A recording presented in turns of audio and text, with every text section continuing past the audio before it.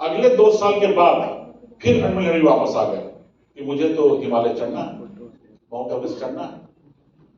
और फिर बोलते हैं ना, कभी कभी भाग्य आपका साथ नहीं देता है। बिहार में बोलते हैं ब्लड लकवे खराब है, उनका ब्लड लकवा फिर खराब।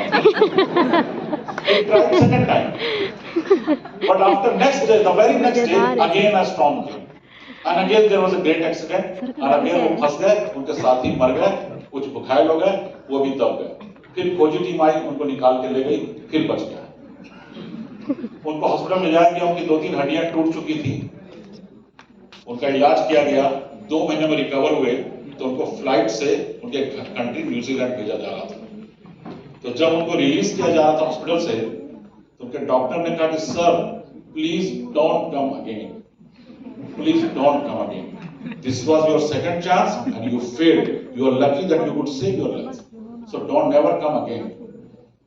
स्टोरी गोज ऑन दैट ये सुनने के बाद एडमंड हिलेरी अपने बिस्तर पे खड़े हुए, सामने खिड़की के शीशे से उनको दूर माउंट एवरेस्ट की चोटी नजर आ रही थी। उन्होंने उस चोटी को देखा और कहा I will be back, I will be back, as a mountain you can not grow but as a human being I can. तुम एक पहाड़ हो और ऊंचा नहीं जा सकते, जितना ऊपर ने बना दिया उतना ही बना दिया, पर मैं इंसान हूं, अब मेरे ऊपर जाने की कोई लिमिट नहीं है, मैं वापस आऊंगा और तुमको फतेह करूंगा। And third time he came again after 3 years. And you know the story that he became first person to climb. जीतने के लिए इच्छा शक्ति और अपने में विश्वास होना जरूरी है, इसलिए हमेशा अपने पर विश्वास करिए। कभी भी सोचिए, देखिए अटल बिहारी वाजपेयी की कविता है, मैंने जन्म नहीं मांगा था। पहली लाइन है, मैंने, हिंदी कविता है, मैंने जन्म नहीं मांगा था। आप में से कितने लोग हैं जिन्होंने जन्म मांगा था? भगवान ने पूछा था, बोल बेटा कहां जन्म लेगा? मुझसे पूछता मैं बोलता मुकेश अंबानी का भाई बना क्यों कोल इंडिया में कभी जीएम डांट रहा है, कभी डायरेक्टर डांट रहा है, कभी मैंने अल्टीमेटली कोल इंडिया से 6 महीने में रिजाइन किया। I was posted as head of finance, marketing and sales, Coal India Limited. I resigned. I could not sustain the pressure at this stage. या मन नहीं लगा, बेटी की शादी करनी है। मैं कलकत्ता में था, बड़ी बेटी की वहाँ मेरा बेटी हुई, मुझे लगा जब मुझे नाती खिलाना चाहिए, मैं कहाँ डायरेक्टर का डांट सकता। भगवान ने दिया, चलो रिजाइन करके आ गया। तो अगर मुझसे भगवान ने पूछता कि बोल बेटा कहाँ पैदा होगा, तो मतलब मुकेश अंबानी का घर पैदा कर दो, उसका भाई बना दो, छोटा भाई जन्म जाता और पति होता। पर भगवान ने तो सुना नहीं, पूछा ही नहीं, रहता पूछा ही नहीं, आपसे भी नहीं पूछा। इसलिए आज आप कोरे हैं, काले हैं, नाटे हैं, पतले हैं, हिंदू हैं, मुसलमान हैं, इसमें आपकी कोई गलती है, कोई अच्छाई नहीं है, कोई बड़प्पन नहीं है। भगवान ने आपको जब पैदा करना था कर दिया। तो वाजपेयी जी लिखते हैं कि मैंने जन्म नहीं मांगा था, किंतु मृत्यु का वर्ण मैं करूंगा। I will decide how I will die. मैं गरीब की मौत मरूंगा कि शहीद की मौत मरूंगा कि अमीर की मौत मरूंगा, ये मैं डिसाइड करूंगा। तो आपने जन्म नहीं मांगा था। इसीलिए लोग कहते हैं ना कि कभी भी never take pride on your physical condition. I mean कभी वो सोचिए कि मैं बहुत गोरा हूं, मैं बहुत काला हूं, बहुत लंबा हूं। अगर आप सोच लेते गोरा, बहुत होता है फेयर एंड लवली लगाते हैं, गोरे अच्छे होते हैं। अगर मैं आपसे पूछूं कि दुनिया का सबसे अच्छा बॉक्सर कौन था, तो आप बोलेंगे Muhammad Ali, he was a black negro. मैं आपसे पूछूं कि दुनिया का सबसे फास्ट स्प्रिंटर कौन है, the chances are your reply will be Usain Bolt, again he was a black negro. अगर मैं आपसे पूछूं कि दुनिया में आज तक सबसे अच्छा ओलंपियन कौन हुआ है, योर रिप्लाई में भी जेसी ओवंस और Carl Lewis, both were black negroes. अगर आप बोलते हैं कि अमिताभ बच्चन लंबा बहुत अच्छा है, तो सचिन तेंदुलकर क्या था, हनीफ मोहम्मद क्या थे, विराट कोहली क्या है?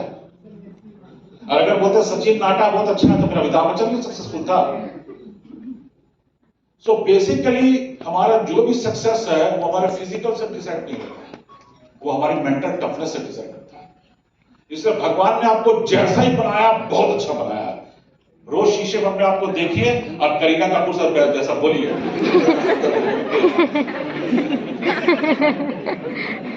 वो तो बोलते हैं सर आप विग लगा लीजिए, मेरी वाइफ ने बोला मैं क्लब में गंजे के साथ चला, मुझे अच्छा नहीं लगता, ठीक लगा। पर मैं जब शीशे में अपने आप को देखता, मुझे लगता है गंजे सा सुंदर तो कोई होता ही नहीं।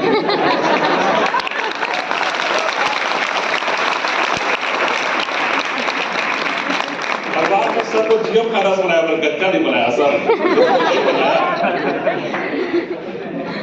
बोलते बोलते हम मोटे हैं,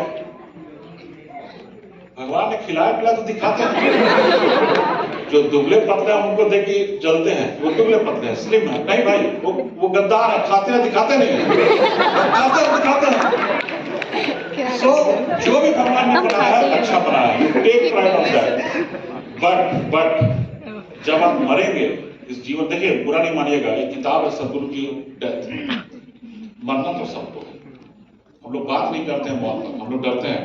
घर में बोला ना मरना, तो मम्मी बोलती है या बहन वाइफ बोलती है या मेरी बेटी बोलती है पापा गंदा गंदा बात मत बोलो। But it is reality, we have to die. कोई जीवन में चीज बचा नहीं है, कोई नहीं बचा है। जो ईश्वर के लोग आए थे, हजरत पैगंबर साहब आए थे, गुरु नानक आए थे, भगवान राम आए थे, सबने दुनिया छोड़ी। They were messengers of God, they were son of Gods. Isa Masih आए थे, उन्होंने भी दुनिया छोड़ी है। मरना तो सबको है, ये प्रकृति का नियम है। पर जब आप मरें तो आपको उससे पहले अपने जब शीशे में अपना चेहरा देखें तो उसमें शर्म नहीं आनी चाहिए। आपको लगना चाहिए कि आपने जो भी जीवन में किया अच्छा किया। ये जो गैप है, so always take pride on yourself. I tell you one real story, then I will come to second point. 4 or 5 years back, we were organizing annual seminar of Ranchi chapter of Causa Comrades. And suddenly, I don't know why, we invited one lady, Shalini Verma. She has authored a lot of books. Even I take session in St. Xavier College, Ranchi, and a lot of books of Shalini Verma are lying over there. I mean, in library, books are easily available. She was an author in Times of India. कभी कभी article लिखती थी, तो हम लोगों ने उसके साथ उनको बुलाया था। तो जब मैं उनको एयरपोर्ट में लेने गया, रांची एयरपोर्ट में दिल्ली फ्लाइट में, तो मैंने देखा कि लेडी सामने आ रही है, हार्डली 35-37 ईयर्स की एज हो, यंग, एक अच्छी बात है। हम मैं उनको ले गया, होटल में ठहराया, नेक्स्ट डे फिर हम लोग उनको सेमिनार हॉल में ले गए। तो जब वो सेमिनार हॉल में जा रही थी तो उसने मुझे कहा कि मिस्टर वाधवा, आज इकोनॉमिक टाइम्स पढ़े हैं? बोला यस मैम, क्या बात है? बोला मेरे बेटे का आर्टिकल आया है। तो बिहार में बोलता है ना कंफ्यूजिया जाना, मैं कंफ्यूजिया, I was really confused. This lady looks like 35 years old और इसका बेटा है इकोनॉमिक टाइम्स में आर्टिकल लिखता है, तो कम से कम 20-22 साल का तो होगा। कंफ्यूजिया ये लेडी 40 साल 45 साल की, बहुत अच्छा मेंटेन की है। अब यही है सर, जब वो लेक्चर दे रही थी तो लोग बोले कि बहुत कम एज में, हम सब बोले कम एज नहीं है, एज ज्यादा है, इसका बेटा बड़ा है, आर्टिकल लिखता है। ये मैंने हॉल में लोगों को बताया। खैर वो लेडी पता नहीं स्टेज से मुझे देख रही थी, कुछ मेरे वाले फुसुल फुसुल कर रहा है। लेडीज को भगवान एक एक्स्ट्रा आंख देता है। सेशन खत्म हुआ, फिर होटल गई, नेक्स्ट फिर मेरी ड्यूटी लगी तो उनको जाके एयरपोर्ट फ्लाइट में, उस समय शायद मुझे याद उनको कलकत्ता जाना था, तो सुबह सुबह कलकत्ता से रांची फ्लाइट आती थी, मैं उनको चढ़ाने गया। फ्लाइट जो थी सुबह सुबह जब मैं पहुंचा एयरपोर्ट, फ्लाइट आधा घंटा लेट थी। तो बोले मिस्टर वाधवा, क्या मैं आपसे 10 मिनट बात कर सकती हूँ? क्यों नहीं, मैं करिए, मुझे आज वक्त अपना ऑफिस जाना, कोई दिक्कत नहीं है। उसने कहा कल आप कुछ कंफ्यूज लग रहे थे। मैंने बोला मैम टोटली कंफ्यूज। बोला भाई, मैंने कहा मैम लेडी से एज नहीं पूछी जाती है, मैं आपसे एज नहीं पूछ सकता हूँ, पर अब है आपकी एज क्या है? ये रांची चैप्टर के लोगों को बड़ा कंफ्यूजन हो गया था। अरे कंफ्यूजन मैंने किया। उन्होंने कहा कि वाधवा साहब मेरी एज 35 ईयर्स है। तो मेरा ठीक ही था, आप लोग लगती भी वैसे ही हैं। पर मैडम कंफ्यूजन ये है कि आपका बेटा आर्टिकल लिखता है इकोनॉमिक टाइम्स में, देखिए मैं बार पेपर का नाम दे रहा हूँ, इकोनॉमिक टाइम्स में आर्टिकल लिखता है, अच्छा राइटर है, थिंकर है, तो उसकी एज क्या है? तो बोले उसकी एज करीब करीब 22 साल है। तो बोला क्या हुआ? हमें शायद हमको लगा, मैंने बोल दिया कि शायद आपका अडॉप्टेड सन होगा। बोला नहीं, मेरा अपना बच्चा है। अब एज मुझे जब मेरा था 13 साल में मां बन गई, 35 साल में 22 साल का बेटा है। तो उसने कहा कि वाधवा साहब, इसलिए मैंने आपको रोका है, मैं आपको कुछ बताना चाहती हूँ। आज जब भी आप अपने स्टूडेंट से मिलिएगा मेरी कहानी को शेयर कर सकते हैं without taking my name, but I am taking her name. उन्हें कहा कि जब मैं क्लास 9 में थी मुझे क्लास 10 के बच्चे के साथ दोस्ती हो गई, प्यार हो गया, मैं उसके साथ भाग दी। मेरे पापा पटना में चीफ इंजीनियर थे, मैं दिल्ली में रहती थी। जैसे मैं भागी पापा को शॉक लगा, पापा का हार्ट अटैक हो गया, पापा मर गए। और 3 दिन बाद हम लोग मियाँ बीवी पकड़े गए। उस समय लोग घर से भागते थे, आजकल बच्चे भागते नहीं, आजकल माँ बाप को झुकना ही पड़ता है। बोले हम भाग गए, बच्चे ने हमको माँ बाप हमको पुलिस से पकड़ लिया, वापस ले आए। अब मेरी सास ने मुझे पकड़ के बहुत मारा, बोला मेरा बेटा क्लास 10 में, और हर माँ को लगता है मेरा बिहार में क्या रिवाज है, हर बेटे का नाम बउआ होता है। या लड़कियों में बिहार में बुरा नहीं मानिएगा, in Bihar all the boys are बउआस। बाकी लोग बोलते हैं मैं दिल्ली गई थी, क्यों, मेरा बउआ का बउआ हुआ। तो बोले कि मेरी सास ने मुझे बहुत मारा कि तुम्हारे चलते मेरा बउआ घर से भागा। मेरा हस्बैंड का बहुत बड़ा काम है, पर हम लोग तुम्हारे चलते बदनाम हो गए, तुम घर से भागा दी मेरे बेटा को। बोलता उससे मैंने माँ को फोन लगाया पटना, तुम्हारी माँ ने कहा कि तुम मेरे लिए मर चुकी हो, क्योंकि मैं 3 दिन पहले विडो हो गई हूँ तुम्हारे चलते, तुम घर से भाग के तुम्हारे पापा हार्ट अटैक कर गए। माँ भी मुझसे बात करने से इनकार कर। तो बोली कि मैं अपने ससुराल में रहती थी और रोज मेरी सास सुबह उठ के शाम उठ के हमें बच्चों को मारती थी, झाड़ू से, चप्पल से, जूता से। और मैं जो हस्बैंड बोलते थे मैं क्या करूंगा, बोला मैं तो क्लास 10 में खुद हूँ। मेरी सास ने मेरी पढ़ाई छुड़ा दी, बेटा को फिर एडमिशन दे दिया। तो मेरा हस्बैंड जब क्लास 10 में था, मैं घर में नौकरानी थी। 3 साल के बाद मेरा यही बेटा हुआ, जब ये जब बेटा हुआ तब मुझे भी मेरी सास मारती थी और मेरे बेटे को भी मार देती थी। 3 साल बाद मेरी तो बेटी हुई, तो 6 महीने की जब मेरी बेटी थी तो मेरे सास ने मेरी गोदी से मेरी बेटी को छीना। और जब मेरे बच्चे को, उसने लड़की को छीना तो मैं विरोध कर दी। मैंने कहा नहीं मैम, नहीं, सॉरी मम्मी, तुमने मुझे मारा, मेरे 3 साल का बेटे को मारती हो, मेरी बेटी को मैं तुझे मारने नहीं दूंगी। तो उसने मेरे कान पड़े घर से निकाल दिया। बोला I was on the road with no money in the pocket, with a 3-year son and a 6-month-old girl, baby child at my day. मैं किसी संस्था में गई, रामकृष्ण मिशन का कोई नाम बताया, मैं संस्था में गई, वहां के स्वामी जी को मुझ पर तरस आ गया, उन्होंने मुझे दाई का काम करके दे दिया। मैं दिन में दाई का काम करती थी, दोनों छोटे बच्चों को पढ़ाती थी, और मैंने पढ़ना चालू किया शाम को। मैंने उसके बाद क्लास 10 पास किया, मैंने फिर 12th पास किया, फिर मैंने ग्रेजुएशन की, फिर मैंने MA किया, फिर डबल MA किया।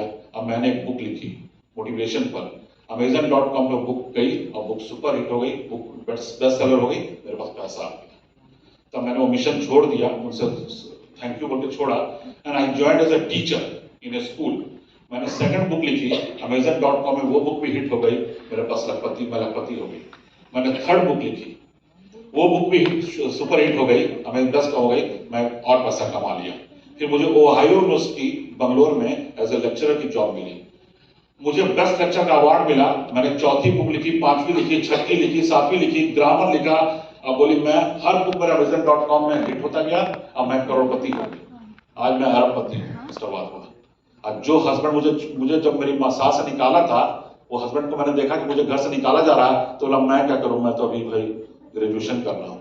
वो हस्बैंड भी 10 साल बाद मुझे वापस आया, मेरी सास भी वापस आई।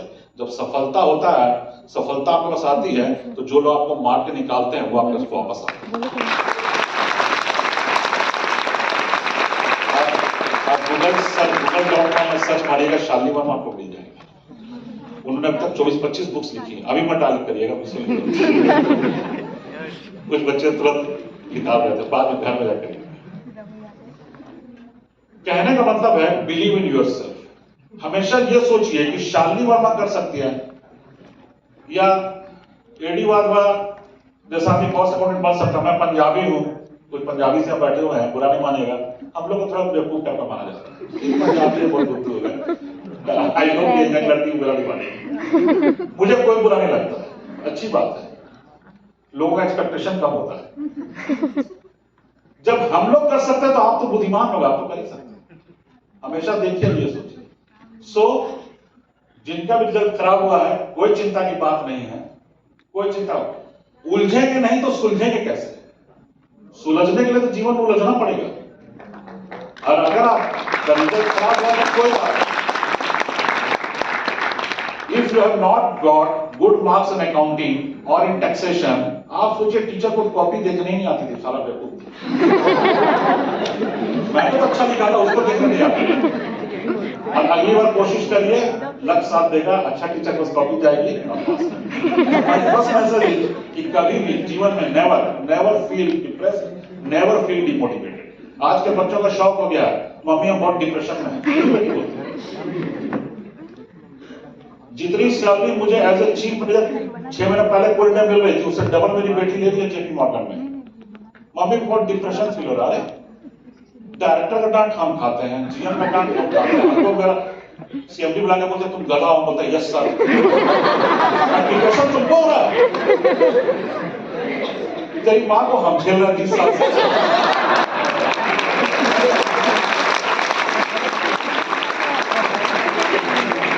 हम हमेशा बेटी को बोलते हैं कि बेटा never feel depressed, you are earning more than me. जो मैं 30 साल में कोई नहीं, जो क्या बोलते हैं कोई में अच्छा पे स्केल है, जो मुझे मिल रहा है तुम डबल तुमको मिल रहा है। ठीक है आप बेटी, तो आप ये याद रखिए नेवर फील डिप्रेस्ड।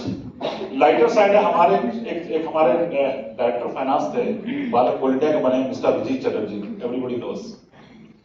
वो थोड़ा गुस्सा बहुत जल्दी हो जाते थे, मेरे साथ अच्छे रिलेशन थे, अभी भी हैं, हम लोग बंगलोर में बात करते हैं। तो वो कभी कभी लोगों को इतना डांटते थे कि लोग डिप्रेस्ड होते थे। मुझे याद है हमारे, मैं जब एसोसिएट फाइनेंस था जीएम सेल्स का, तो जीएम सेल्स और डीएम सब बुलाते थे, तो वो ड्रॉ खोलते थे और फोटो देखकर ऐसे करते थे भगवान का, जा रहे डीएम हॉट चैम्बर में जा रहे हैं, पता नहीं कितना डांट खा गए। तो जब मैंने कहा अपनी वाइफ को कि जब मुझे डीएम बुलाते हैं मुझे डांट नहीं पड़ती, मैं बहुत बोल्डली फेस करता हूं। क्यों?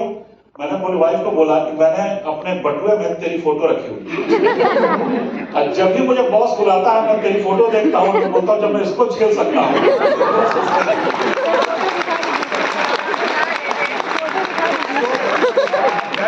आप किसी भी चीज से मोटिवेट होइए, पर जरूर होइए, but never feel depressed, never feel that you can not do. एक बार आपने सोचा कि आप नहीं कर सकते हैं तो आप कभी नहीं कर पाएंगे। एक बुक है, कभी पढ़िएगा, the power of positive thinking. जो आप सोचते हैं आपके साथ वही होता है। जो छोटे बच्चे जाते हैं ना स्कूल एग्जाम देने, तो रास्ते में मंदिर पड़ता है, भगवान को प्रणाम करते हैं, फेल नहीं हो, फेल नहीं हो, फेल नहीं हो। भगवान किस वर्ड को सुन रहा है? फेल नहीं। भगवान बोलता तथास्तु। फिर बोलता है, फिर सबको दोष देते हैं, पापा ने ठीक नहीं पढ़ाया, मम्मी ने ठीक। जब जब आप दूसरों पर दोष देंगे कि मेरे पापा ने इंग्लिश स्कूल में नहीं पढ़ाया, मेरी मम्मी ने नहीं पढ़ाया, सुरतो सबने अच्छा कोचिंग नहीं दिया, वो 25% है, 75% आप है, 3 उंगली आपकी तरफ है। So never blame anybody, take pride in yourself. Second is remain updated. You all are budding cost accountants. Very soon you will be cost CMS. Always remain updated. This is the problem of with we people that once we pass the examination, we think कि पंजाबी बोलते हैं ना, book का books की की लोड़ है, कोई जरूरत नहीं है, पढ़ लिया, डिग्री तो आ गई, मुन्ना भाई के साथ वीडियोस लग गया। पर this is an era of knowledge, हमेशा याद रखिएगा। आज इंडिया की क्या पोजीशन इंडियन इकोनॉमी की आपको मालूम है? Today we are the 5th largest economy of the world and so for purchasing power parity is concerned we are the 3rd largest economy of the world. आज हमारे पास दुनिया का 3rd लार्जेस्ट फॉरेन करेंसी का stock है, $560-570 billion. Just comparison कर रहा हूं, पाकिस्तान के पास $3 बिलियन है, और रोज उसके प्रधानमंत्री शहबाज शरीफ को कभी IMF के सामने कटोरा लेकर जाना पड़ता, कभी चाइना के सामने, कभी सऊदी अरेबिया के सामने, कभी यूनाइटेड अरब अमीरात, तालिबान के सामने बेचारे गए थे। ये कंडीशन क्या है?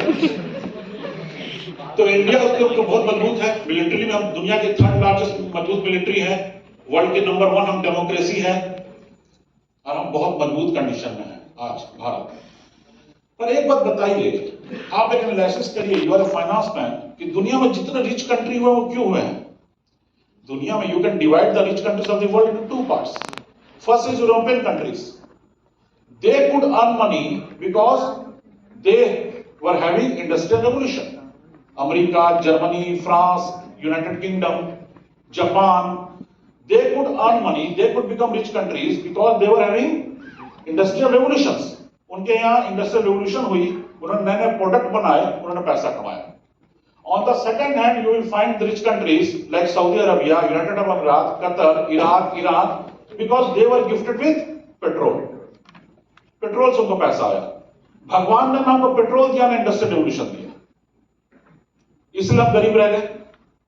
पर अब हम दुनिया की 5th लार्जेस्ट इकोनॉमी बन गए। क्यों बन गए? क्यों मेरे पास पैसा आया? क्योंकि 1991 में वर्ल्ड में एक नई चीज आ गई, IT sector, mind, power of knowledge. उसमें हमने कमाल कर दिया, उसमें भारतीयों ने कमाल कर दिया। और अब सॉफ्ट पावर की बात है, नॉलेज की बात है, इसमें इंडियंस आर बेस्ट। और ये जगह जहाँ पैसा कमा सकते हैं। आज नासा के 30 to 40% scientist are Indians, they are basically of Indian मूल के लोग हैं। तो भगवान ने हमें भी एक मौका दिया है, और अब इस बार हमको बस नहीं मिस करनी है। So my advice to you people, this is because India is the आपको मालूम होगा, India is the youngest country of the world, सबसे ज्यादा यूथ हमारे हाथ पास है। जिस देश में 130 करोड़ की आबादी, वर्ल्ड में सेकंड, हो सकता है हम टॉप कर गए, चाइना को हमने छोड़ दिया हो, और उसमें आधी से ज्यादा आबादी यंग, फिर हम दुनिया में कैसे पीछे रह सकते हैं? हमारे पास तो ये ताकत है, कल चाइना का हम गर्दन मरोड़ दें, पाकिस्तान को तो कुछ हम समझे ही नहीं। हमें ये करना है, और अब बस हम नहीं मिस करना है। So it is an era of knowledge and you have to acquire knowledge. So you once you become the cost accountant, never leave the book, always remain updated, keep yourself updated.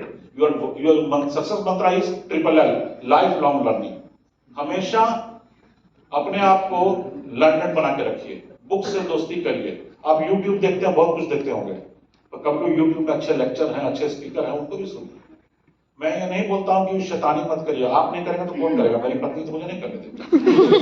ये topic करनी है। अगर मैं कोई बदमाशी करूं तो मेरा स्टूडेंट बैठा हुआ है, बैठी हुई है, बोलेगा सर आप भी करने के लिए आपके, पर आपको होलिस्टिक अप्रोच लेना है। कितना हमको शॉपिंग मॉल में घूमना है, कितना लड़कियों के कॉलेज के अगल बगल घूमना है, और कितना हमको पढ़ना है। ये बैलेंस गिरा गड़बड़ाया, then you are deep trouble. Always keep in your mind, this is your wonderful age. If you want to make your career, this is wonderful age. And if you want to break your career, again this is a wonderful age. Choice is yours.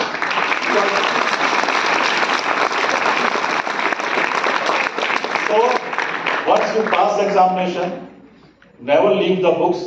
Always remain updated. हमेशा updated रहिए, books पढ़िए, और knowledge का era है, knowledge का जमाना है।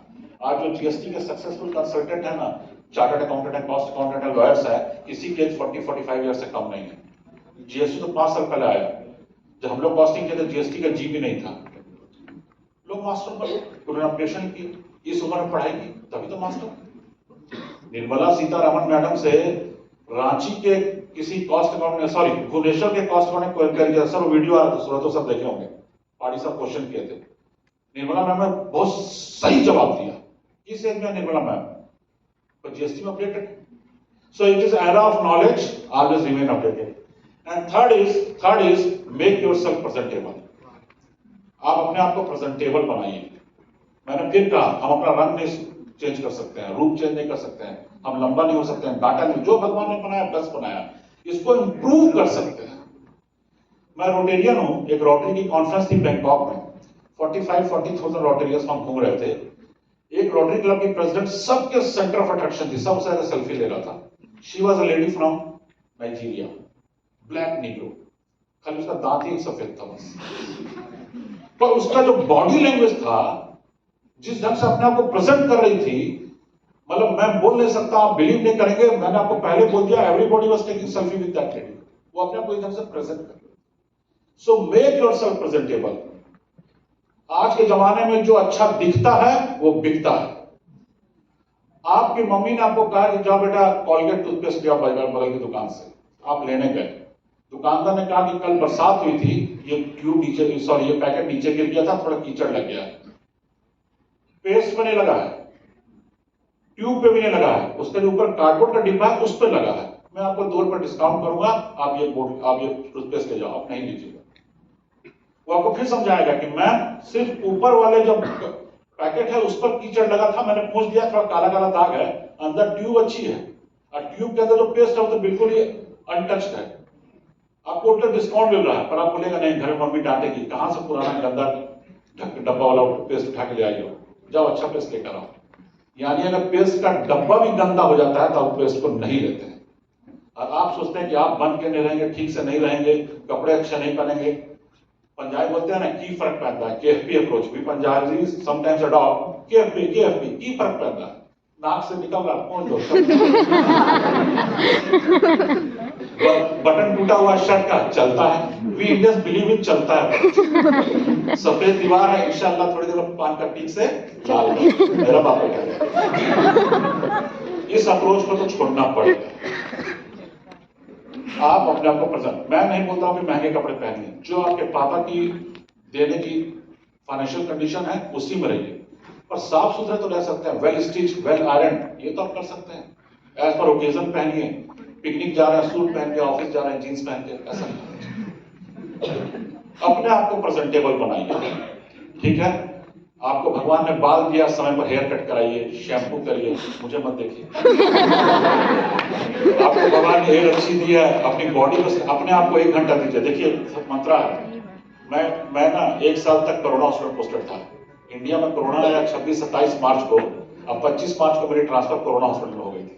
पता ना बेड लग खराब होता है, हेड ऑफ फाइनेंस बन के गया और 2 दिन के बाद कोरोना आ गया।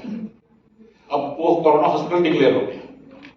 अब खाली कोरोना पेशेंट आए थे, कोई नहीं आता, 2-3 डॉक्टर आते थे, मुझे जाना पड़ता था क्योंकि परचेज करना, डेली डॉक्टर को आज सैनिटाइजर खरीदना है, आज रेमडेसिविर इंजेक्शन खरीदना है, आज मास्क खरीदना है, मुझे जाना पड़ता है, 1 घंटा जाता। पूरे लॉकडाउन में मुझे मिला हुआ था पास, पुलिस वाले पहचान गए थे, 5 किलोमीटर की, मुझे रोकते भी नहीं थे। अब पुलिस वालों ने बहुत मेहनत की इसमें, no doubt, hats off to them.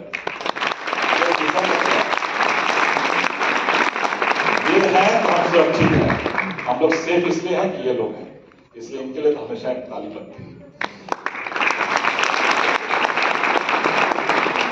तो मेरी कोरोना हॉस्पिटल पोस्टिंग हो गई, मैं कोरोना में 1 साल में वहां का मैंने काम किया और मैंने वहां बहुत कुछ सीखी। मैंने एक बात देखा कि कुछ डॉक्टर, मैं नाम ले रहा हूं, अभी सीएमएस है सीसीएल के, मीता पॉइंट बैनर सीएमएस है और डॉक्टर जयंत कालिया, वो पेशेंट किसी पेशेंट को छू रहे थे। जब पेशेंट को लोग देख कर 3 किलोमीटर दूर चले जाते थे, भाग जाते, वो पेशेंट को छू रहे थे, उनको कोरोना नहीं हुआ। एक डॉक्टर चौहान थे, पता नहीं आप नाम सुना होगा कि नहीं, just retired, Vivek I think you know him, he retired 2 or 3 months back. उन्होंने कहा वादों से कोरोना नहीं होगा, मास्क लगाइए, थोड़ा सा ढीला लगाइए, थोड़े जर्म्स को अंदर जाने दीजिए, और हम लोग खाते अच्छा। मुझे तब पता चला कि जो लोग डेली एक्सरसाइज कर रहे थे, अच्छा खाना खा रहे थे, अच्छा मीन्स गुड क्वालिटी, उनको कोरोना थोड़ा कम होने का चांसेस होगा। तो आप 1 घंटा अपने बॉडी को दीजिए, आधा घंटा फिजिकल एक्सरसाइज करिए, योगा करिए, वॉकिंग करिए, जॉगिंग करिए, जिम जाइए, पर कुछ करिए, और आधा घंटा अपने मेंटल को दीजिए, योग करिए, अनुलोम विलोम करिए। 1 घंटा अपने बॉडी को दीजिए, आप सुंदर हो जाएंगे, आप देखने में सुंदर हो जाएंगे, प्रेजेंटेबल हो जाएंगे, फिर आप कपड़े अच्छे पहनेंगे, अपने आप को अच्छे ढंग से बात करेंगे, कम्युनिकेशन इंप्रूव करिए, मेक योरसेल्फ प्रेजेंटेबल। और आप, फिर मैं आमिर खान का बात से खत्म करूंगा, अपने आप को प्रेजेंटेबल बनाएंगे तो सफलता जाएगी कहां, झक मार के आपके पास।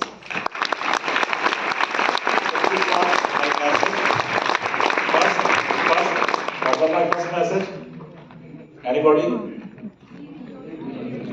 तुम्हें इतना सुंदर, believe in yourself, very good. Second was remain updated, and third is make yourself.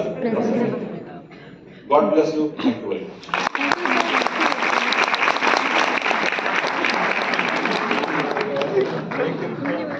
एक ही स्पीच तो अच्छा लगा। So I think students are